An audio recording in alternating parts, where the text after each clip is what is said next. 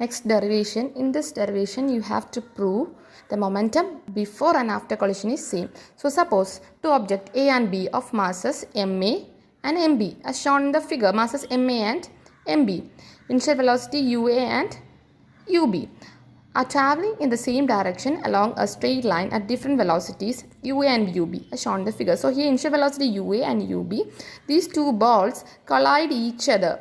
These two balls collide each other shown in the figure. So, during collision, which lasts for a time t, the ball A exert a force FAB on ball B and ball B exert a force FBA on ball A. Understood? So, here ball A exert a force on ball B, that is FAB, and ball B exert a force on A, that is FBA.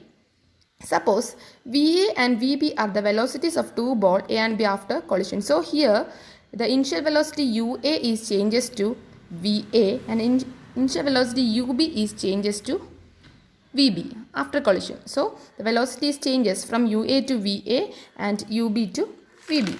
So according to Newton's second law, force is directly proportional to rate of change of momentum. Right. So FAB, force from A to B, ball A to B is equal to, what is the equation of momentum? Mass into velocity. So, ma into Va minus Ua by T.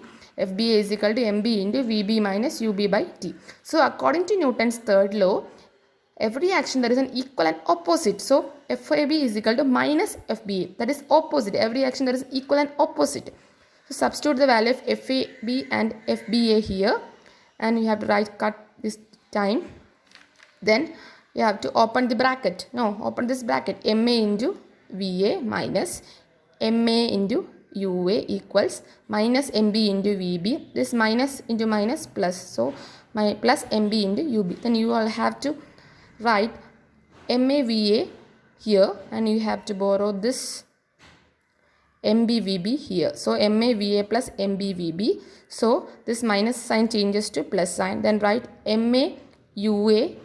You have to borrow this MAU. This minus MAU you have to borrow here. So, it becomes plus. So, MAUA plus, write this MBUB here. This MAVA plus MBVB is called, MAVA plus MBVB is called momentum after collision. This MAUA plus MBUB is called momentum before collision. So, here the momentum before and after collision is same. Sum of the momentum before and after collision is same. That you have to prove. The sum of the momentum before and after collision is same.